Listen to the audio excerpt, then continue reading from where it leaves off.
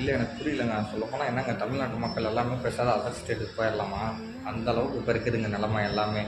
ஒரு 10 வயசுக்குள்ளே அந்த கோயம்புத்தூர் பக்கம் 10 வயசுக்குள்ளேயே வீட்டுக்கு வெளியில் விளையாண்டுட்டு இருக்கிற பிள்ளைய, அதுவும் வேறு எவனாச்சும் இருந்தால் கூட தெரிவிக்காது. வீட்டுக்கு எதிர்த்தாப்புலேயே இருக்கிறவன் வந்து சாக்லேட் வாங்கி தரேன்னு கூப்பிட்டுருக்குறான். அந்த புள்ள போயிருக்குது. அந்த பிள்ளைய ரேப் பண்ணி அதே மாதிரி அடித்து கொன்று தூக்கி ஆற்றுல போட்டிருக்கிறாங்க. ஆனால் இதெல்லாம் ரொம்ப சத்தியமாக ரொம்ப இதுங்க. என்னாலே சத்தியமாக மனசு கேட்க முடியல. ஆனால் அவங்க பெற்றவங்க வந்து அவங்க வந்து சொல்லப்போனால் நேற்று பாருங்கள், நீங்களே ஒரு நேற்று கண்டிப்பாக ஒரு நியூஸில் வந்து அவங்க பேசியிருப்பாங்க, ப்ரெஸ் மீட் கொடுத்துருப்பாங்க. அதில் வந்து பார்த்திங்கன்னா அப்படி தெளிவாக பேசுகிற மாதிரி பேசுகிறாங்க. ஒரு வகையில் அப்படியே வளர ஆரம்பிக்கிறாங்க. இதுவும் பார்த்தாத என்னமோ பிடிச்சிருக்குறாங்க சம்திங். அது எனக்கு அந்தளவுக்கு டீட்டெயில் நான் ஃபுல்லாக பார்க்கல. அதை நான் என்ன இதுன்னு எனக்கு தெரியாது. பட் ஆனால் கொஞ்சமாச்சும் உங்களுக்கும் அந்த மனதாபிமானம் வேணுங்க. அசால்ட்டாக வெறும் ஒரு அந்த 10 வயசு பிள்ளைக்கு வெறும் காசு தான் இப்போ முக்கியமா?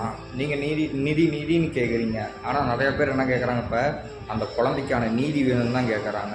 இப்போ அந்த அரெஸ்ட் பண்ணவங்க கை காலெல்லாம் உடஞ்சி போச்சு, எல்லாம் மொக்கமெல்லாம் வீக்கி போச்சு. அவனையும் விசாரிக்கணும். அதே மாதிரி அவங்க பெற்றவங்க அந்த அம்மா இருக்கிறாங்க இல்லையா, அவங்களையும் விசாரித்தா மட்டும்தான் உண்மை என்னன்னு தெரியும்.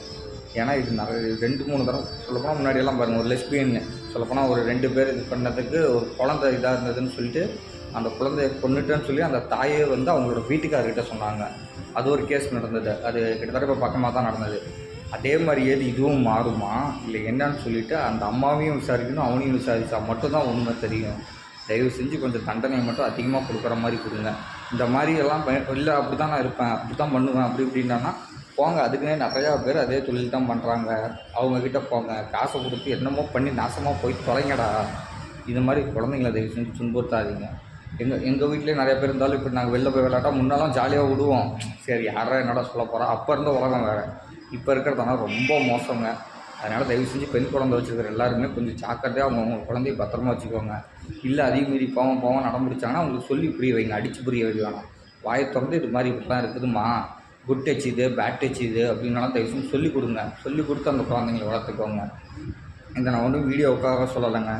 என் மனசில் பட்டது நான் ஓப்பனாக வாயை திறந்து சொல்கிறேன், அவ்வளோதான்.